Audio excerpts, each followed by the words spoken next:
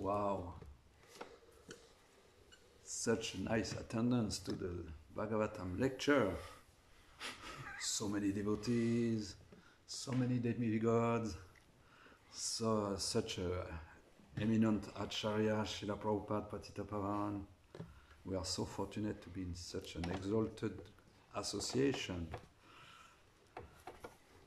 for such a nice verse.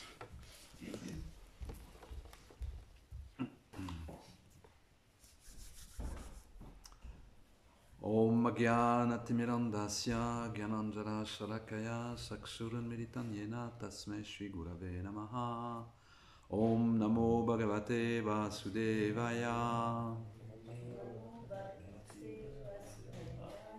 Om Namo Bhagavate Vasudevaya. Om Namo Bhagavate Vasudevaya. Om Namo Bhagavate Vasudevaya. Om Namo Bhagavate Vasudevaya. Reading from Srimad Bhagavatam, Canto 1, Chapter 2, Divinity and Divine Service, verse 18.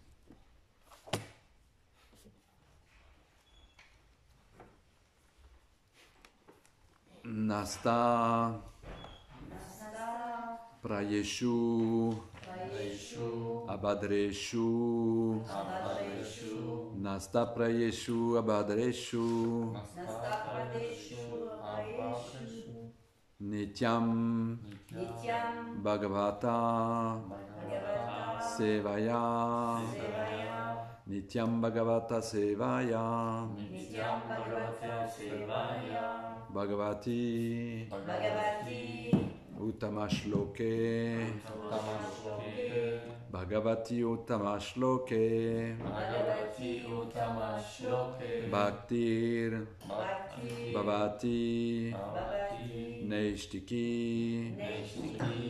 Bhaktir Bhavati Neishtiki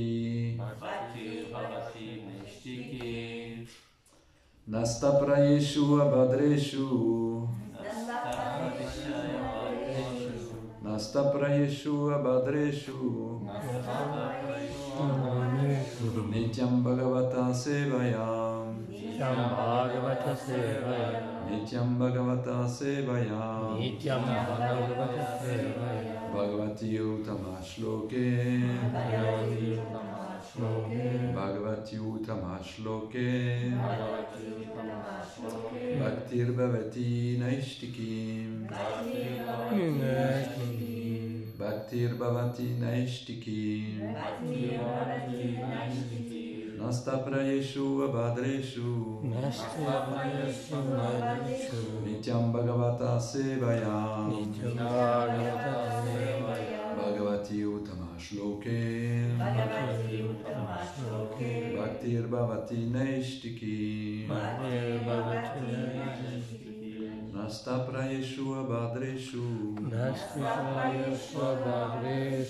Nityam Bhagavata Sevaya Nityam Bhagavata Sevaya. Bhagavati Uttamashloke Bhaktir Bhavati Naishtiki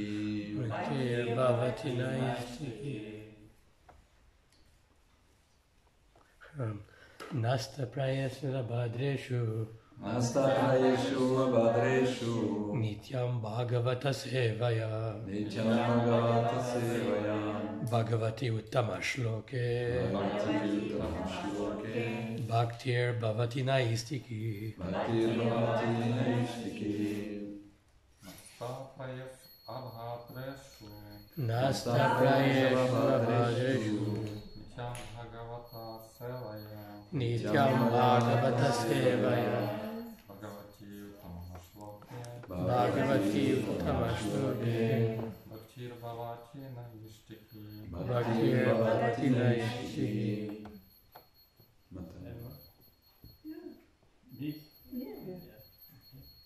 Nasta Prayeshu Abhadreshu Nasta Prayeshu Abhadreshu Nityam Bhagavata Sevaya Nityam Bhagavata Sevaya Bhagavati Uttamashloke Bhagavati Uttamashloke Bhaktir Bhavati Naistiki. Bhaktir Bhavati Naistiki.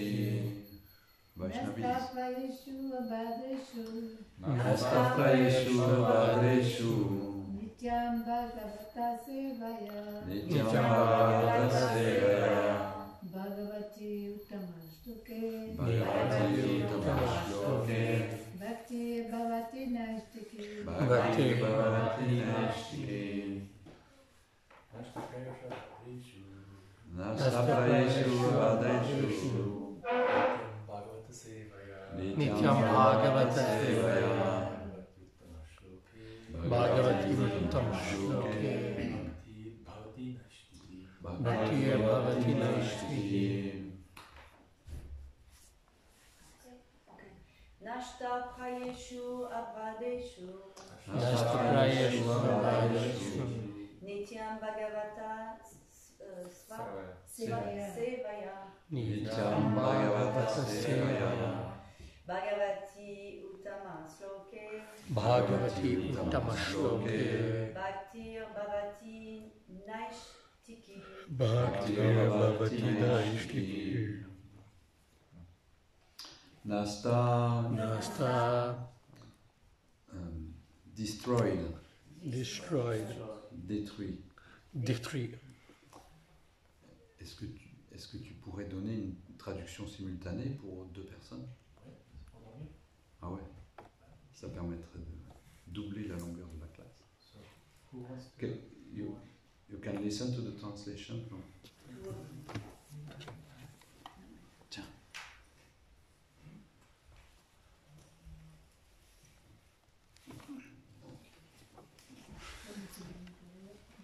Nasta détruit. Détruit. Prayeshu Yeshu, pratiquement. patrimoine. Abhadreshu Abhadreshu, tout ce qui est de mauvais augure. tout ce qui est Nityam régulièrement. événement. Bhagavata, Bhagavata, le Srimad Bhagavatam le Srimad Bhagavatam, ou le Pur Bhakta. le Pula Bhakta, Sevaya Sevaya, en servant. en servant. Bhagavati, Bhagavati, le Seigneur suprême. le Seigneur suprême. Uttama, Uttama, spirituel et absolu. spirituel dit absolu. Shloke, Shloke, prière. prière. Bhakti, Bhakti, service d'amour. service d'amour. Bhavati, Bhavati, devient. devient. Neishtiki, Naishtiki, irrévocable. irrévocable. Traduction par sa divine grâce A.C. Bhaktivedanta Swami Srila Prabhupada qui, par l'écoute suivie du Srimad Bhagavatam, comme par le service assidu offert aux purs dévots du Seigneur, tout ce qui trouble le cœur du Bhakta devient pratiquement néant. Et le service d'amour offert au Seigneur suprême, qu'on glorifie par des hymnes sublimes, s'y établit alors irrévocable. Verset très célèbre, hein, qu'on répète très souvent en introduction du Srimad Bhagavatam. Donc, tonnerre porté de chez la Prabhupada. Voilà le moyen d'éliminer du cœur tous les éléments défavorables qui s'y trouvent et qui certes font obstacle à la poursuite de la réalisation spirituelle. Demeurer au contact des Bhagavat, du livre Bhagavat, comme de la personne Bhagavat.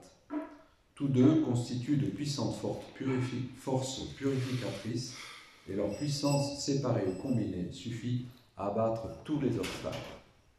Shri Radha ki, Shri Krishna Balaram ki, Shri Gauranitai ki. La personne Bhagavata ou le Bhakta vaut le livre Bhagavat, car elle modèle entièrement sa vie sur ce livre, lequel regorge d'informations concernant le Seigneur suprême et ses purs dévots. Le livre Bhagavat et la personne Bhagavat sont non différents l'un de l'autre. La personne Bhagavat est un représentant direct de Bhagavan, le Seigneur suprême, et en accédant à ses souhaits, on peut retirer tout le bienfait qui s'attache à l'étude du livre Bhagavat. La raison humaine est défaillante lorsqu'il s'agit de comprendre comment on peut graduellement progresser sur la voie dévotionnelle en servant la personne ou le livre Bhagavat. Mais Srila Narada Dev explique ce fait en citant son propre exemple. Il était, dans sa vie antérieure, le fils d'une servante engagée à servir humblement de grands sages, et se trouva ainsi lui-même à leur contact. Or, par le simple fait d'être en leur compagnie et d'accepter les reliefs de leur repas, ce fils de servante devint le grand et célèbre Bhakta, Srila Narada Dev. Tels sont les effets miraculeux du contact avec les Bhagavats. Et pour permettre une compréhension pratique de ces effets, notons qu'en recherchant avec sincérité la compagnie des Bhagavats, on s'assure d'acquérir facilement le savoir spirituel pour alors devenir fermement établi dans la pratique du service de dévotion. Progresser dans la voie dévotionnelle sur la direction des Bhagavats s'identifie à un établissement de plus en plus ferme dans la pratique du service offert au Seigneur. Le message du livre Bhagavat doit donc être reçu de la personne suprême Bhagavat, de la personne Bhagavat, et l'alliance de ces deux Bhagavats aidera le Bhakta néophyte à toujours progresser davantage vers le but désiré. Om Gyana Timidandasya Gyananjana Sarakaya Sakshurmilitan Yena Tasme Shri Gurave Namaha Shri Chaitanya Manobhistam Stapitam Yena Bhutale Zvayam Rupa Kadamayam Dadadisva Padantikam Mukam Karoti Vacharam Pangum Longayate Girim Yat Kripatamam Vande Shri Guru Dinataranam Jai Shri Krishna Chaitanya Prabhu Nityananda Shri Advaita Gadadhar Shivasadi Gaura Bhakta Vrinda Hare Krishna Krishna Krishna Hare Hare Hare Rama Rama Rama Hare Hare Nasta Prayeshu Bhadreshu Nityam Bhagavata Sevaya Bhavati Uttama Shloke Bhaktir Bhavati Naishtiki.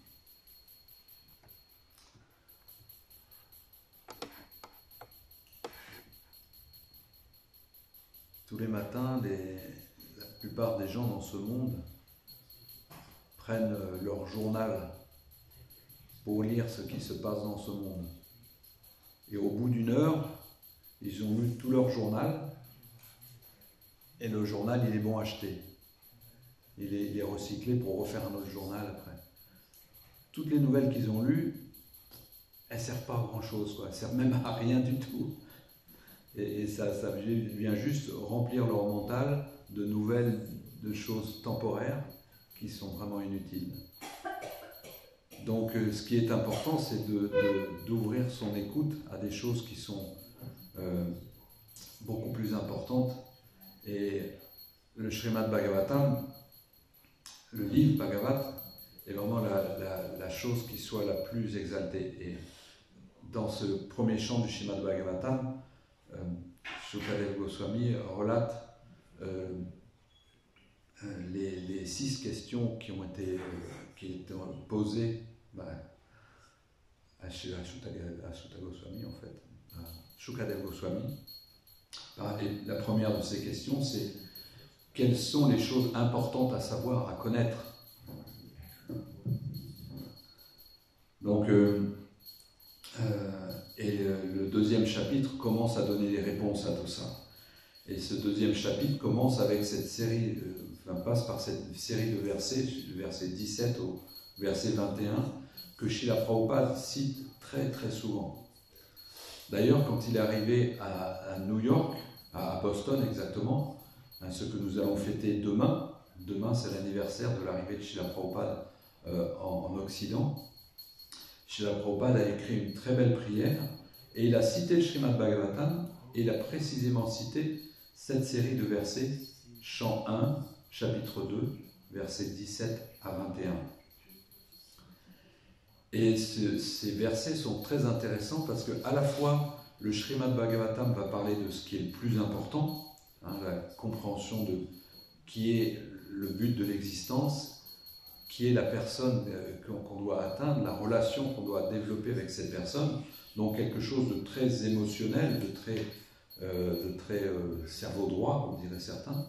En même temps, ces versets précis nous montrent que c'est en même temps un processus qui est hyper scientifique. ça nous explique exactement les choses qu'il faut faire et que si on les fait sérieusement et de façon continue, hein, ce qu'il disait un verset auparavant, hein, de façon continue eh bien on arrivera au résultat escompté. Donc le verset d'hier et le verset d'aujourd'hui sont très intéressants parce que ça nous parle de ce processus. Le verset d'hier nous expliquait qu'on passait par une étape qu'on appelle Anishtita Bhakti. C'est la Bhakti qui est instable. Cette Bhakti instable, elle est identifiable par différents symptômes, hein, qui sont décrits dans un très beau livre de Srila Vishwanath Chakravarti Thakur qui s'appelle le Madhurya Kadambini. Dans le Madhurya Kadambini sont décrits les 6 symptômes du service instable. Le premier de ces symptômes s'appelle Utsahamahi. Utsahamahi, c'est un moment, c'est en fait ce qu'on expérimente quand on arrive en contact avec la conscience de Krishna. On devient complètement enthousiaste. C'est tellement neuf, tellement beau, il y a tellement de choses attirantes. Les chants merveilleux, les danses, les déités qui sont habillées de façon tellement merveilleuse tous les jours, etc. Et on est tellement émerveillé par ça, par cette découverte de cette réalité spirituelle, qu'on est très enthousiaste. Et on se met à danser, à chanter avec grande ferveur. Et c'est vraiment une étape qui est très joyeuse. Elle est même en joyeuse, mais Utsahamahi, on dit même que c'est un enthousiasme qui est exacerbé. C'est comme Vishwanath Chakravarti et Thakur expliquent, c'est comme un étudiant qui découvre une nouvelle matière, hein, et puis qui rapporte ça à ses parents, comme les premiers cours d'anglais où on dit « My tailor is rich », et l'enfant va répéter ça à ses parents, « My tailor is rich », et puis les parents disent « Ouais, so what ?» Mais ils sont contents parce qu'ils voient l'enfant qui est enthousiaste, et on a l'audace à ce moment de croire qu'on a tout compris. On devient gonflé d'orgueil, hein. Et souvent le dévot néophyte, dans cette première étape, il pense « Ah, j'ai tout compris maintenant, je vais l'expliquer à d'autres ». C'est le moment où on a une tendance à être un petit peu même fanatique. Hein, parce qu'on pense « J'ai la vérité, je connais la vérité, il faut que tout le monde connaisse la vérité ». Et il y a des gens qui restent très longtemps à cette étape, tellement enthousiastes, tellement bouffis d'orgueil de « ça y est, je connais la vérité, les autres l'ont pas, il faut que je la donne, il faut que je l'impose aux autres ». Et c'est une étape qu'on doit dépasser assez rapidement. Et en fait, cette étape, on va être amené à comprendre que c'est pas complètement réalisé, hein, par le deuxième symptôme d'instabilité de cette bhakti qui s'appelle Gana Tarala. Hein, c'est une étape où ce qu'on appelle condensé, dilué. Hein. Il y a des moments où on est très enthousiaste, et puis d'autres moments où on est un petit peu découragé, hein, où on devient négligent, on se rend compte que le goût que j'avais, c'est pas un goût réel, on a l'impression de perdre le goût, hein, et on passe par ces ces phases alternées d'enthousiasme et puis de découragement. Hein. Gana Tarala. Donc ensuite on a Vyuda Vikalpa. C'est une étape où on est dans une intense spéculation. Hein, on se demande qu'est-ce que je dois faire. Hein, est-ce que je dois vivre heureux dans ma famille en adorant le Seigneur, ou en rendant ma femme et mes enfants conscients de Krishna, ou est-ce que je dois au contraire renoncer à leur compagnie, me rendre dans un lieu saint, aller dans les monastères, m'engager à plein temps dans la vie spirituelle, en évitant toutes les distractions, quoi. Mais en même temps, est-ce que je ne devrais pas d'abord goûter à toutes sortes de satisfactions pour finir avec ces désirs qui sont là et comprendre ce monde, comprendre que c'est un brasier empli de souffrance, hein, et puis pourquoi renoncer dès maintenant? Et pourtant, il y a d'autres textes qui citent Kapila Muni, hein, qui parle à Devauti, puis qui dit la compagnie des femmes mène à un puits, à la mort, à un puits très profond, hein, qui est caché par de la végétation. Ou alors, il y a d'autres moments, il y a le Maharaj Bharat, hein, il a renoncé tout en étant jeune à sa belle épouse, à des fils obéissants, à amis dévoués, à un vaste empire, pour aller juste renoncer. Donc est-ce que je dois renoncer à la vie de famille dangereuse alors que je suis encore jeune, ou alors attendre d'y renoncer plus tard? Est-ce que je dois renoncer maintenant, après? On passe notre temps dans une intense spéculation comme ça. Puis mes parents sont déjà très vieux, mon épouse, mes bébés encore au sein, les enfants sont encore trop jeunes. Il faudrait quand même que je m'occupe de ma famille, quoi. Peut-être je devrais renoncer plus tard. Puis eux, leur souffrance, ça va être intolérable. Donc ça passe des idées dans la tête, et on ne sait même pas quelle décision prendre, tellement il y a cette alternative de choix. Et en étudiant les propos du Seigneur suprême lui-même, je peux comprendre que je ne possède pas la force que requiert le renoncement au monde. Donc peut-être pour le moment, je devrais continuer à travailler, et puis simplement pourvoir aux stricts besoins du corps. Et puis plus tard, quand tous mes désirs seront comblés, je pourrai me retirer du monde et adorer le Seigneur. Après tout, les Écritures, elles enseignent Krishna qui dit à Uddhava, la connaissance et le renoncement ne sont pas favorables à la culture de la bhakti. Donc c'est pas ça qui donne la bhakti. Et le renoncement est même un handicap à la bhakti. Hein, parce que les gens qui se disent renoncer, souvent ils deviennent fort fiers de leur renoncement. Et certains ils pensent que la bhakti, elle est soumise, elle est subordonnée au renoncement. Puis d'autres disent non, c'est le renoncement qui est soumis à la bhakti. Voilà. Et puis dans toutes ces alternatives de discussion, ils n'arrivent pas à choisir, et c'est une spéculation intense en fait. Et Brahma, lui, il a dit mon cher Krishna, à moins que les gens de ce monde ne deviennent tes dévots, leur attachement matériel demeure des voleurs, leur foyer des prisons, leur sentiment d'affection pour leurs proches de lourdes chaînes à leurs pieds. La vie de famille n'est qu'une prison pour celui qui s'y est attaché. Si quelqu'un cultive la dévotion, il n'a pas de contre-indication à être marié. Ça paraît contradictoire. Je vais donc rester chez moi, m'absorber dans le chant, plutôt l'écoute. Ou alors peut-être je devrais servir. Réflexion faite, je crois que je vais suivre l'exemple du roi Ambarish. Ambarish Maharaj qui pratiquait l'abandon total et qui servait le Seigneur à travers les 9 pratiques de la bhakti. Donc le motal, il oscille sans cesse entre les deux choses, la vie de famille et le renoncement. C'est ce qu'on appelle la spéculation intense, Vyuda Vikalpa. Le Vyuda Vikalpa. Ensuite, on a un autre symptôme qui est important, c'est Vishaya Sangha. Là, on est dans la lutte constante avec les sens. Le Vishnu Purana, il nous dit absorbe ton esprit dans les affaires matérielles et loin d'obtenir la dévotion à Krishna. Donc quelqu'un qui se dirige vers l'est, est-ce qu'il peut atteindre l'ouest?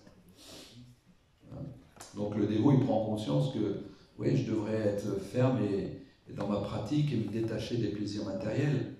Et il décide de renoncer à ses attachements, de prendre refuge dans le Saint-Nom. Mais bien des fois, malgré tous ses efforts, il finit par se réjouir et il comprend que c'est dur de s'efforcer à renoncer. Et cette situation, elle est décrite dans le 11e chant du Srimad Bhagavatam. C'est Krishna dit à Uddhava, ayant éveillé sa foi en les propos traitant de ma personne, Mon dévot est dégoûté par toutes les activités matérielles, ayant compris que la gratification des sens entraîne la souffrance. Toutefois, malgré ses efforts, il ne parvient pas à renoncer à ses désirs matériels et s'engage parfois dans cette recherche de la satisfaction des sens. Néanmoins, cependant, se repentant d'avoir accompli ce genre d'activité, il doit continuer à m'adorer avec amour, foi et ferme conviction. Donc il y a une lutte constante, continue contre les désirs qui viennent des habitudes passées de goûter au plaisir des sens depuis des vies innombrables. Alors parfois, le dévot remporte la victoire, et d'autres fois, il connaît la défaite dans cette guerre contre le plaisir des sens. Ce qui fait qu'il connaît une autre difficulté de la stabilité du service de dévotion qu'on appelle Niyama Akshama. Niyama Akshama. Un Niyama, c'est prendre des vœux, et Akshama, c'est être incapable de suivre ses vœux. Donc il prend des résolutions du genre aujourd'hui, je vais réciter tant de tours de chapelet, j'offrirai tant de fois mes hommages, je servirai les dévots, je parlerai rien d'autre que de Krishna. Et il se réveille, il dit ouais, aujourd'hui je vais être conscient de Krishna, je vais parler que de lui. Et je quitterai la compagnie des gens qui parlent de Gramyakata, des sujets matériels. Et bien que chaque jour il prenne de telles résolutions, eh bien, il est incapable de s'y tenir. Niyama Kshama. Et il est confronté à cette incapacité de renoncer à ses activités matérielles, au plaisir matériel. Et même s'il arrive à arriver un petit peu plus de stabilité, tout ça, il y a une dernière symptôme qu'il rencontre de cette instabilité, Anashtita Bhakti, c'est ce qu'on appelle Taranga Rangini. C'est qu'avec la Bhakti viennent des fruits. La Bhakti amène des résultats dans la vie du dévot. Et ces résultats, le dévot a tendance à les prendre pour lui et se réjouir des facilités offertes par la Bhakti. De fait d'être, je m'abandonne à Krishna, je vis dans un temple, automatiquement il y a le prashadam du temple, il y a les chants, la danse, matin, soir et tout ça. Je suis content de venir chanter avec les dévots et je chante et même je me réjouis d'être, oui je chante, je suis même un bon chanteur, tiens. Et puis il y a le prashadam, c'est tellement facile, je peux y aller, quand l'heure sonne, le prashadam est là, quoi. Je peux même quitter le Bhagavatam pour aller, parce que c'est l'heure du prashadam.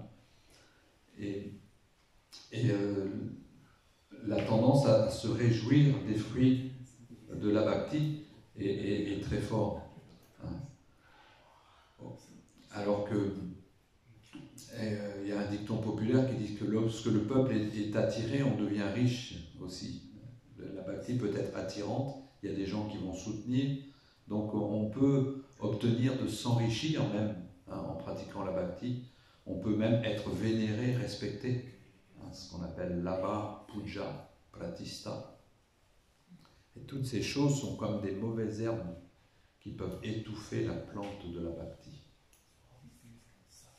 Et des fois, c'est difficile de différencier entre les fruits de la bhakti et ces mauvaises herbes qui poussent, qui sont des fruits, des bienfaits secondaires qui viennent avec la bhakti. Et on a tendance à prendre les deux. Au lieu de prendre la bhakti et puis progresser vraiment dans une dévotion à Krishna, on se réjouit des fruits qui viennent avec la bhakti. Donc, cette Anishtita Bhakti, c'est un petit peu le verset d'hier. Le verset d'hier qui nous disait Shinvantam Zakata Krishna Punya Shavana Kirtana Elyandasto Yabadrani Vidu Noti Suritsatam. Donc le Seigneur qui est dans le cœur des dévots veille au bien de son loyal dévot et le purifie des désirs matériels. Donc c'est toute cette étape où on est dans une purification. Et puis le dévot qui a développé un vif désir d'entendre son message, donc devient purifié graduellement. Et là, dans ce verset, ça nous montre le processus qui va aider à se purifier. Et Srila Prabhupada explique dans la teneur réfortée, hein, il confirme Bhagavati Uttama Shloke, hein, il confirme que c'est la personne Bhagavat qui est le haut-parleur qui fait résonner le Bhagavat, le livre Bhagavat. Hein, donc c'est la résonance de ces deux qui par une écoute régulière, va nous donner cette purification, hein, progressive.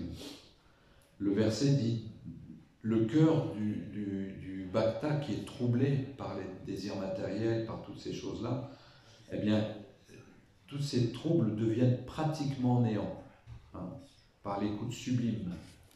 Hein, et le désir devient irrévocable à ce moment-là.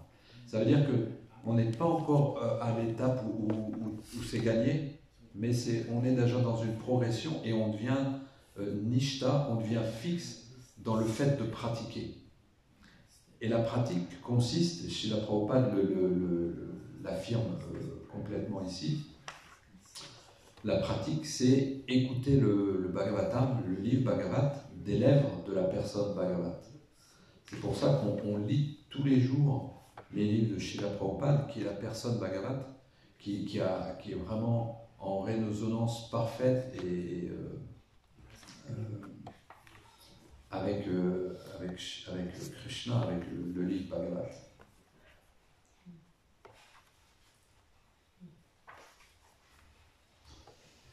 Donc on est très très fortuné, on doit se rappeler tous les jours cette grande fortune que nous avons d'avoir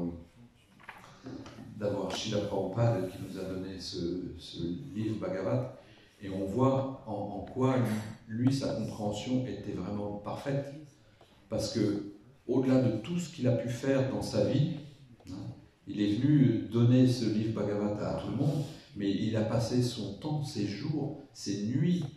Imaginez, toutes ces nuits de la fin de sa vie, il est passé à traduire le Srimad Bhagavatam pour nous le donner, tellement il comprenait que c'était ça l'essence de ce qui allait nous rendre fixés dans notre service de dévotion.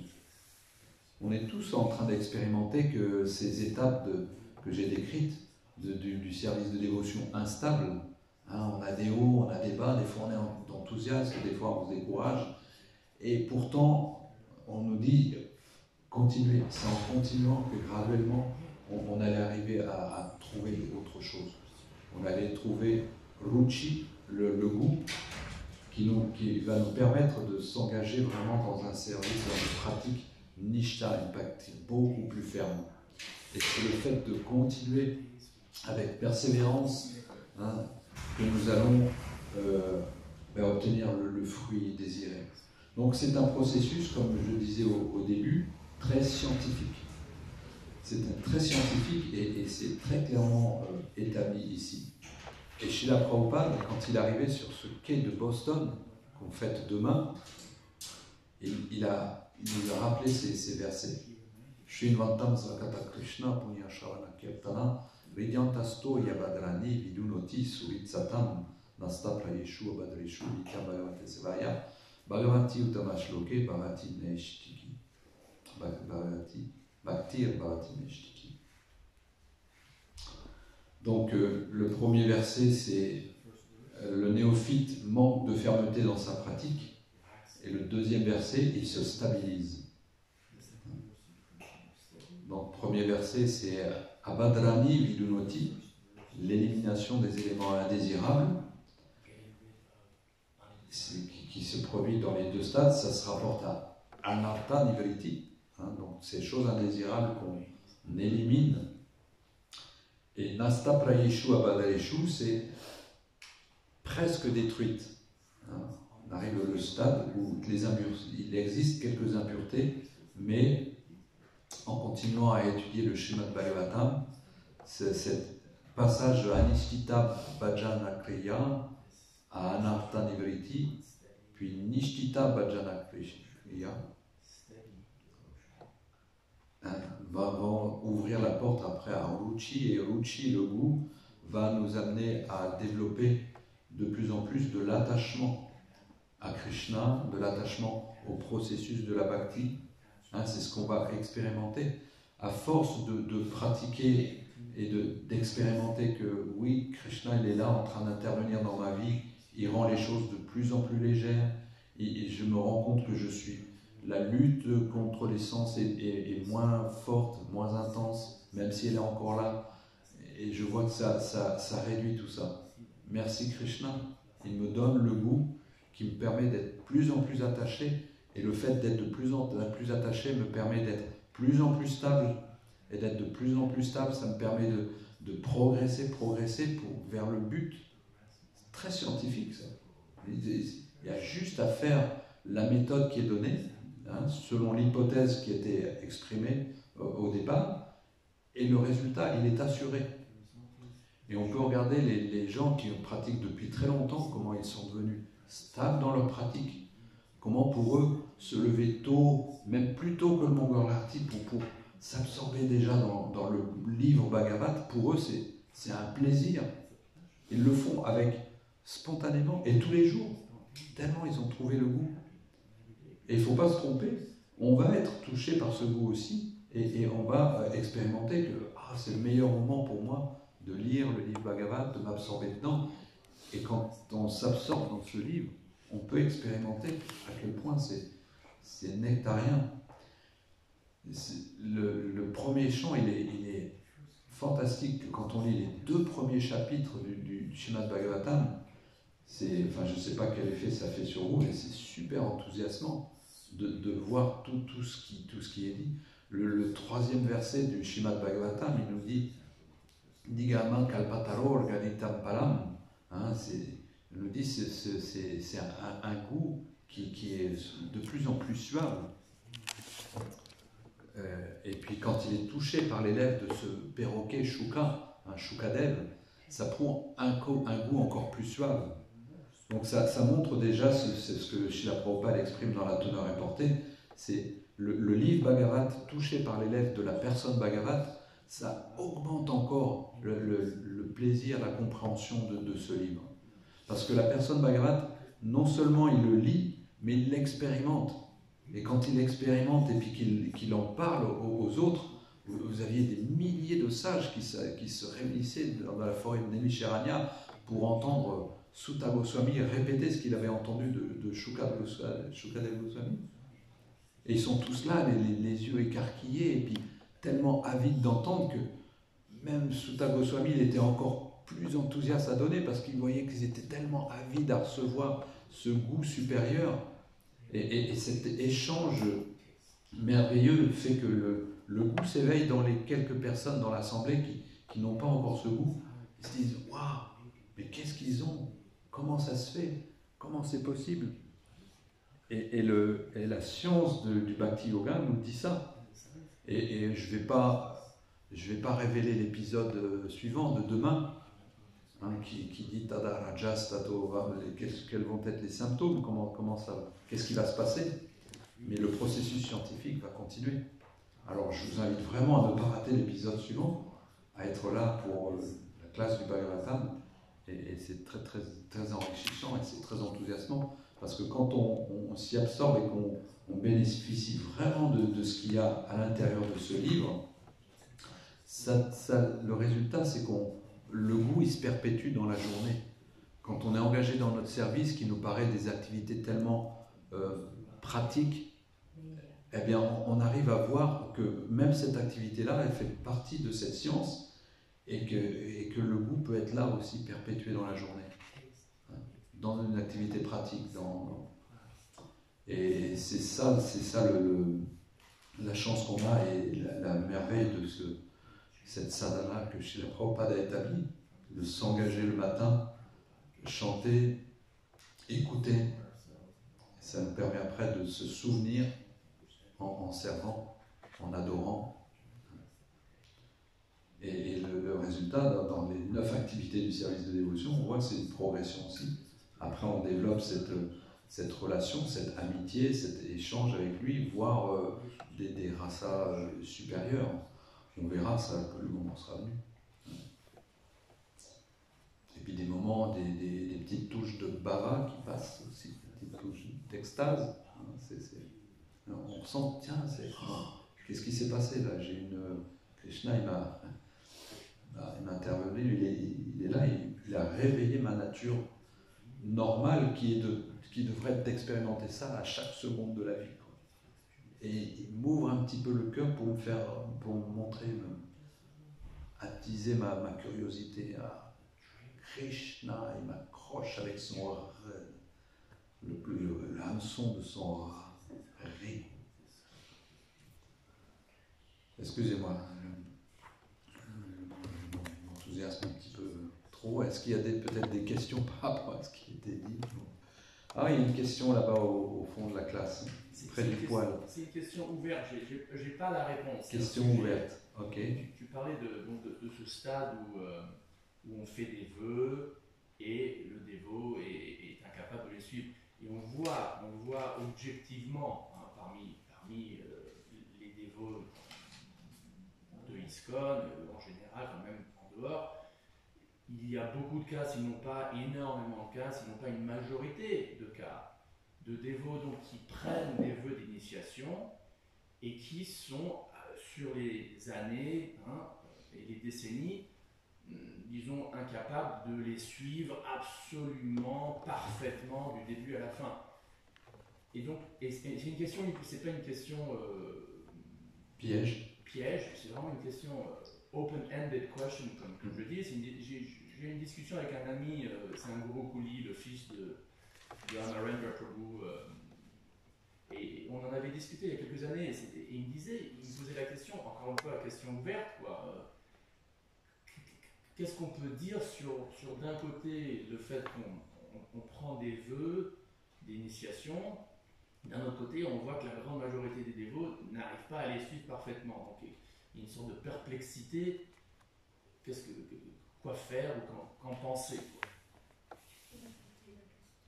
Alors je répète la question pour notre auditoire sur les réseaux. Donc on peut voir que dans cette symptôme de service de dévotion instable, l'incapacité de suivre les vœux, c'est quelque chose qui est assez proéminent dans le sens où il y a beaucoup de dévots qui prennent des vœux, même des vœux d'initiation, de suivre 4 principes régulateurs par exemple, des choses comme ça, et beaucoup n'arrivent pas à suivre ces vœux. La question c'est qu'est-ce qu'on en pense, qu'est-ce qu'on en fait? Qu'est-ce qu'on fait de cette compréhension-là? Alors, peut-être ma réponse ne sera pas définitive, je laisse à chacun le soin d'explorer tout ça. C'est une réalité que beaucoup, nous sommes dans ces étapes Anishtita Bhakti, où on expérimente encore ces instabilités qui se manifestent de cette façon-là. Lutte contre les sens, difficulté de suivre les vœux auxquels on s'engage. Et comme Srila Prabhupada mentionne, c'est du fait qu'il y a un nombre innombrable de vies pendant lesquelles nous avons été absorbés dans ces activités. La puissance de ces activités est encore là à nous poursuivre. Et Srila Prabhupada donnait l'image du ventilateur. Quand on enlève la prise du ventilateur, les pales continuent à tourner encore pendant un certain temps, mais en diminuant de vitesse. L'important, c'est de se rendre compte que la vitesse est en train de diminuer, c'est-à-dire que l'occurrence de ces vœux brisés, de ces difficultés, est en train de diminuer. Et la meilleure façon pour que ça diminue vraiment, c'est au contraire augmenter l'autre appareil qu'on branche, c'est brancher sur le livre Bhagavat, la personne Bhagavat, écouter de plus en plus souvent, de plus en plus régulièrement, pour que dans les écoles de développement personnel, souvent on parle de deux boules qui sont en nous, une boule noire et une boule blanche. Et on a une boule noire qui est tellement grosse que la boule blanche de la vertu, elle a difficulté à s'exprimer. Mais le fait alimenter la boule blanche de plus en plus, celle-ci grossit, grossit, grossit, et il arrive un moment où elle est plus grosse que la boule noire. Et quand elle est plus grosse que la boule noire, elle devient beaucoup plus facile à nourrir, et la boule noire, automatiquement, elle réduit. Et c'est en fait le processus qui est expliqué dans les versets qu'on lit ces jours-ci, c'est que par la pratique régulière et constante, hein, et par le désir sincère dans le cœur de son dévot, hein, que le travail va se faire. Et demain, on verra l'influence de l'ignorance et de la passion diminue, c'est expliqué. Donc c'est par la pratique constante du service de dévotion. Et à chaque fois qu'on se rend compte que je me suis fait rattraper par mes tendances passées, mes anarthas, etc., eh bien je continue le travail. Je reprends, je remets l'ouvrage sur le métier. Et avec le temps, c'est décrit que ça va finir par passer. La boule noire, c'est la description de la boule noire. La blanche, c'est la vertu, la noire, c'est la négativité, la critique, le jugement. C'est tout ce qui est défavorable au service de dévotion. Donc si on regarde dans l'Upadeshamrita de Rupa Goswami, on a 6 activités qui sont considérées comme défavorables. Le verset... donc il y a Prajalpa, donc toutes les discussions inutiles. On a Asatsanga, l'association avec les personnes qui ne sont pas dévotes. On a Atyahara, manger plus que nécessaire ou pas assez. Rayasa, donc faire trop d'efforts pour des choses qui sont difficiles à atteindre. Rajalpa, Niyamagraha, donc s'engager dans les choses défavorables. Et par contre, donc je vous invite à replonger dans le Upadeshamrita, le verset numéro 3 décrit ces 6 choses qui sont défavorables, et les 6 choses favorables sont décrites dans le verset numéro 2, donc ils sont Utsaha, Nishayat, Deryat, Tatat, Karma, Pravartanat. Donc c'est l'enthousiasme, la détermination, la patience, la compagnie des bhaktas, et éviter les non-dévots.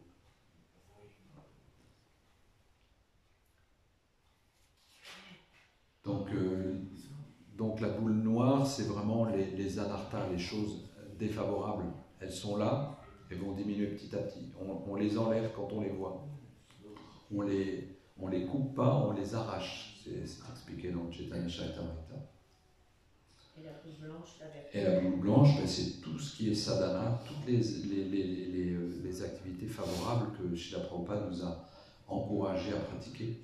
Le chant, l'écoute, la lecture, discuter les uns les autres, s'éclairer les uns les autres, sans fin sur Krishna et sur ses divertissements, etc. Machitam, Madhgata, Prana, Parachparam. Ok, vas-y. Alors, on voit que, enfin, moi y compris, on est très sélectif qui on va écouter. On pense, oh, celui-là n'est pas assez avancé. Alors, mais bon, le Bhagavatam, c'est le Bhagavatam, les portées de Prabhupada sont comment expliquer cette tendance à être trop sélectif? Qui on va écouter au lieu d'essayer de voir comment on peut bénéficier de n'importe quel. Donc la question, c'est que parfois on est sélectif par rapport aux personnes qui donnent la classe. Celui-là je vais écouter, celui-là je ne vais pas écouter. Comment est-ce qu'on peut éviter cette tendance pour bénéficier de l'écoute du Bhagavatam? Ça fait partie ça fait partie de nos tendances dont on doit se libérer, hein, l'envie, le jugement, toutes ces mauvaises qualités. Et en fait, on doit se rappeler, comme Srila Prabhupada nous le dit, qu'on écoute le livre Bhagavat. Le livre Bhagavat est vraiment pur, on doit se rappeler de ça. Et puis, la personne Bhagavat, la teneur et portée de Srila Prabhupada est là, et on commente la teneur et portée de Srila Prabhupada. Les personnes qui donnent le Bhagavatam sont censées répéter ce qu'ils ont entendu de la personne Bhagavat. Et parfois, ils donnent certaines de leurs réalisations personnelles, et on doit être à l'écoute d'essayer d'aller chercher, même sur n'importe quelle personne, quel peut être ce petit élément qui va m'inspirer, qui va me toucher, qui va être quelque chose qui va me faire progresser. On doit cultiver ce désir d'entendre comment je vais être inspiré dans ma conscience de Krishna par ce que j'entends de quelques dévots que je rencontre. Et si on cultive ce désir, on va apprécier toutes les lectures de Bhagavatam, parce que ça va peut-être être une seconde sur 1 heure de lecture où quelque chose va être une source d'inspiration pour moi et pour ma journée. C'est un état d'esprit à développer, à cultiver. Mais c'est bien de le faire remarquer, parce que autrement, si on se dit, bah, tiens, c'est lui qui donne la classe, bah, non, je ne vais pas écouter parce que qu'est-ce que je vais apprendre de lui? C'est pas très favorable comme sentiment, c'est pas un sentiment très dévotionnel. I have another question. Ça va être la dernière parce qu'on a les moins 10. About enthusiasm. L'enthousiasme exacerbé ou l'enthousiasme... J'ai une autre question sur l'enthousiasme. Because l'enthousiasme exacerbé, l'enthousiasme joyeux, mais j'ai un peu de confusion entre l'enthousiasme que l'on doit... for example, we need to have enthusiasm. Par exemple, on doit avoir l'enthousiasme pour chanter, créer l'enthousiasme, trouver le goût, cet enthousiasme. On a vu hier, j'ai écouté de Radhanath Swami que l'enthousiasme est nécessaire pour grandir dans notre chant. Mais là, vous parlez de l'enthousiasme exacerbé. Alors, j'ai une confusion entre ces deux enthousiasmes pour le chant et puis cet enthousiasme trop, quoi, too much. Pour clarifier la différence entre Utsahan, c'est Utsahan Nishaya Deryat, Utsahan, c'est l'enthousiasme à pratiquer.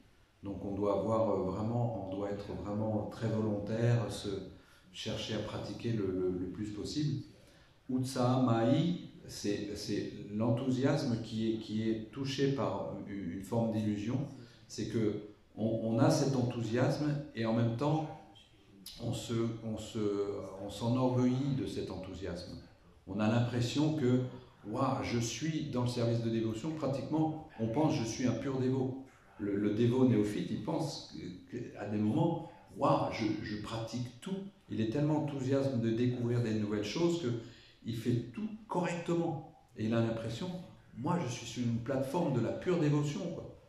C'est un enthousiasme, il a été dépassé, débordé par son enthousiasme. Il s'est pris dans une illusion que je suis déjà au top. Donc c'est à ce niveau-là que c'est un symptôme de l'instabilité du service de dévotion, parce que c'est pas vraiment par pur amour pour Krishna qu'il est en train de pratiquer, c'est parce qu'il est en train de découvrir des choses nouvelles, et puis qu'il découvre, donc il ne sait pas où donner de la tête, et il est super enthousiaste. Mais alors... En même temps, c'est bien de le faire. C'est bien de le faire, mais de ne pas être illusionné que ça veut dire que je suis un pur dévot. C'est ok, je m'absorbe, et puis heureusement, on a des garde-fous par rapport à ça. C'est qu'on nous dit que le symptôme d'un dévot, quand Arjuna demande à Krishna, Krishna il est très clair, il lui dit que la première qualité du dévot, c'est qu'il est humble. Donc il doit tout de suite se rendre compte, même si j'ai l'impression que je suis un pur dévot, je dois me rappeler que non, je ne suis pas un pur dévot, je suis juste une personne insignifiante qui est dans le monde matériel depuis tellement de millions de vies, qui a fait tellement de bêtises. Voilà, je vais faire de mon mieux de servir, mais je reste mesuré dans qui je suis. Alors, comment on développe l'enthousiasme pour, par exemple, comme parlait Radhanath Swami hier, là, comment on développe cet autre enthousiasme juste, comme quelle clé ou quelle, on la pratique, mais comment on nourrit cet enthousiasme juste pour finir la question, si vous voulez bien. Ben, l'enthousiasme juste, il va venir avec le développement du goût. Et le développement du goût vient parce qu'on prend soin d'éliminer les anarthas. Et les anarthas, elles sont éliminées parce qu'on suit le processus de suivre les vœux qu'on a, les principes qu'on s'est engagé de suivre, hein, et les pratiques qu'on s'est engagé de suivre. C'est-à-dire, plus on devient stable dans notre pratique, plus les anarthas qui nous empêchent de goûter vont être éliminés. Et on va arriver vers un vrai goût qui va nous donner cet enthousiasme, le meilleur enthousiasme qui soit. Et en même temps, on doit utiliser, on n'est pas encore sur une plateforme de vertu, pure vertu, donc on doit utiliser l'énergie de la passion, du rajas, hein, qui est dans la nature et l'enthousiasme. C'est-à-dire que on se pousse je me mets dans l'activité et je montre de l'enthousiasme comme ça. Tu voulais rajouter quelque chose? Juste un petit truc dont tu tenais rapporté du verset avant. Prabhupada mentionne que ce goût est obtenu par l'association et le service des dévots. Donc c'est en servant les dévots, en s'associant avec eux, en les écoutant, que l'enthousiasme vient. Parce que eux ont beaucoup d'enthousiasme, donc comme on dit en anglais, rubs off. Ouais. Et ce que rajoute Chandrasekhara Prabhu, c'est que l'enthousiasme vient aussi dans la compagnie des dévots qui, par leur enthousiasme, donc il y a une contamination positive, quoi, de cet enthousiasme qui se transmet d'un dévot aux autres. Quoi. Dans le service. Dans le service. Ouais. Voilà, on pourrait discuter longuement sur le sujet. Vous pouvez continuer à en discuter dans la journée entre vous pour vous enthousiasmer les uns les autres. Et puis demain, on va glorifier Srila Prabhupada qui est venu en Occident pour nous. La personne Bhagavat, Srila Prabhupada qui Rantura Srimad Bhagavatam qui Nitai Gaura Premanande.